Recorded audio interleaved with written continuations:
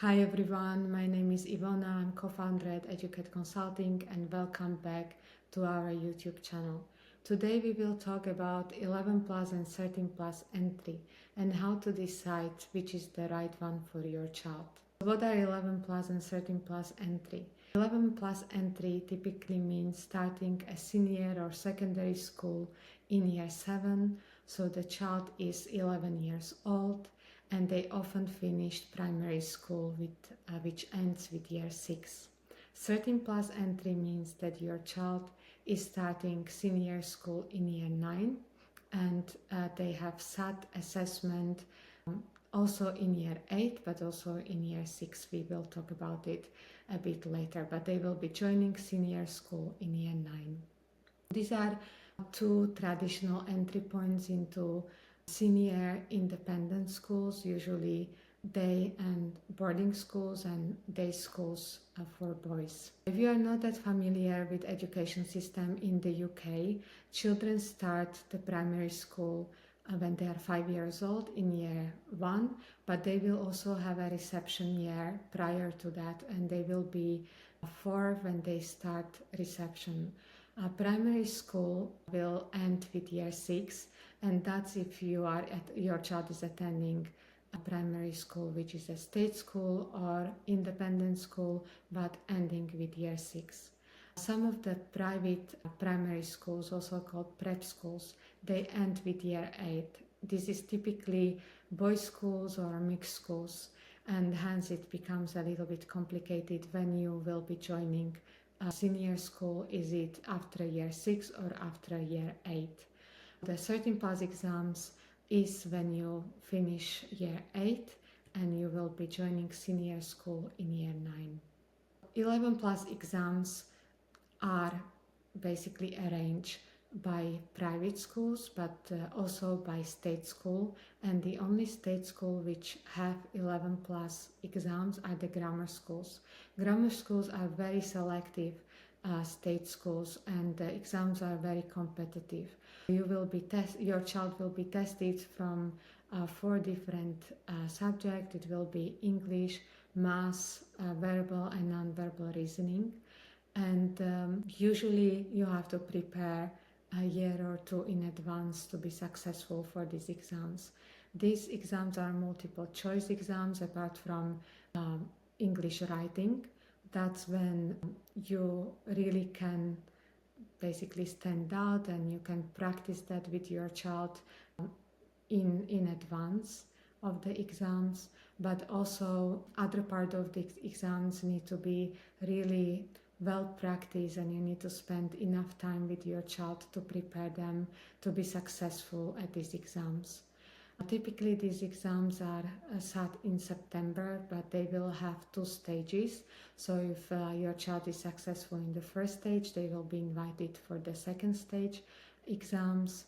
You apply for these schools through the website, from the London Borough websites. It is really good idea to sit some mock exams before the real exams, because these exams are so competitive, and you would be able to find the relevant mock exams which are resembling grammar school exams, and your child will be ranked, they will get the score, and they will most of all get the practice. 13 plus exams are for children entering senior school in year 9, and most schools will offer pre-test to engage with potential students in year 6 and build in this way a short list of suitable applicants to enter year 9. ISEB pre-tests are taken in year 6, and they are quite a long exam, multiple choice. If your child is attending prep school, usually this exam is sat at the prep school, which gives an advantage. You don't need to stress, go to a different environment. You sit that exams with your friends and the teachers you are familiar with. Families themselves need to register for these exams, and registration usually open in June prior to that exam. The successful candidates are offered a place, but that is on the condition that they do well in that common entrance exams which are sat at the end of year 8.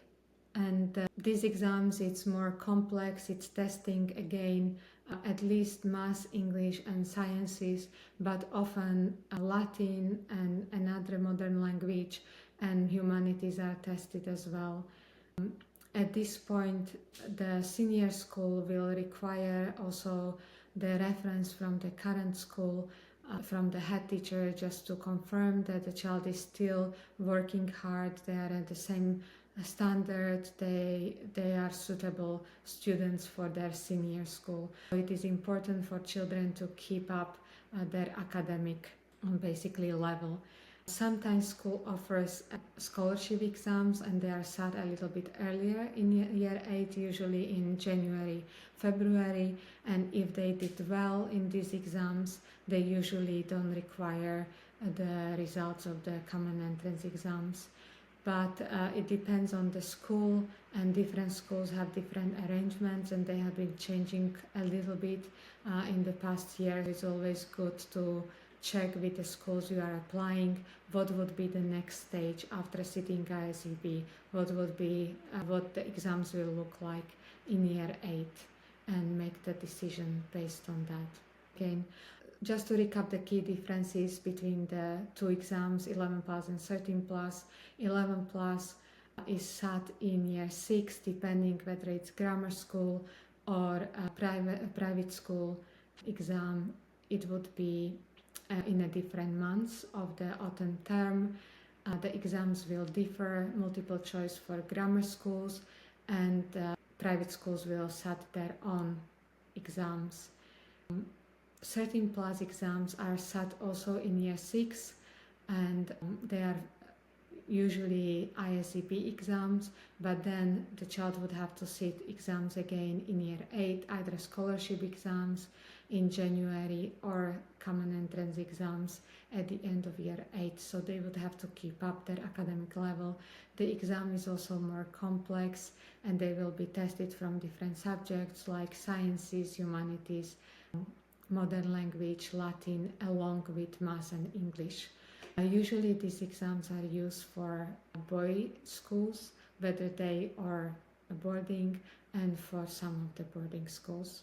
What are the benefits of different routes? If you are considering 13 plus exams, it is usually better for boarding.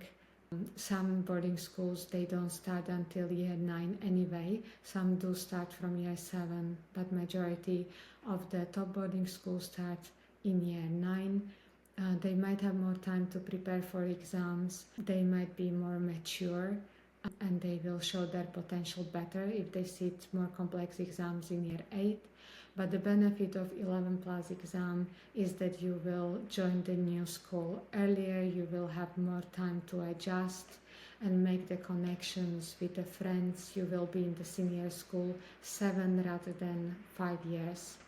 The disadvantage is that the 11 plus are only set in year 6, so there is quite a lot of academic pressure for children who are only 10 or 11 years old, and then they will be moving to schools which are larger. Senior schools are usually larger, they are not as nurturing and as their smaller size prep school might have been.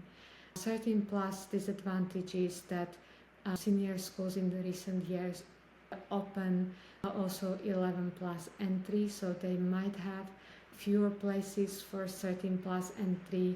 The exam might be more difficult for your child because they are not only tested on a general level, but these exams are more complex and more subjects are tested, and they might settle maybe more difficult at that age. It depends on the character of a child. How to choose the right path, 11 plus or 13 plus, which one is better for your child? It might also depend slightly whether you are attending a prep school which is ending with year 8, because sometimes you will be advised to stay and complete year 7 and year 8 in your prep school. Usually families listen to the advice of the head teacher because they know their child really well. They also can give you professional advice, but they are also the one who are writing the references. So if they feel that your child is not mature enough yet to move to a senior school, they would maybe not write to you the strong reference that your child might need. So there is a discussion and consultation which goes ahead between the family and the head teacher, maybe at the end of year 5, deciding whether to apply to 11 or 13 plus. But from the perspective of the parents, it is really good to know what you feel, what you want, and present that to the school and come to the right conclusion, which would be the best one for your child. You might like to work backwards, see which school you like, and whether they accept 11 plus entry, and if they do, how many spaces do they have for 13 plus. You can look at the assessment of the child's potential, academic potential, and would they benefit of staying in the prep school in a smaller environment. They sometimes improve dramatically in those 2 years in their academic level. Maybe the smaller environment would be better for them and they will do better in the exams. And then also that goes back, what kind of environment is more suitable, whether small, nurturing, or they are ready to move to a senior school and they would benefit from meeting new people, from having different teachers, from meeting new friends. But if you need any more information, if you need any advice, and if you like to have a consultation, please do not hesitate to contact us.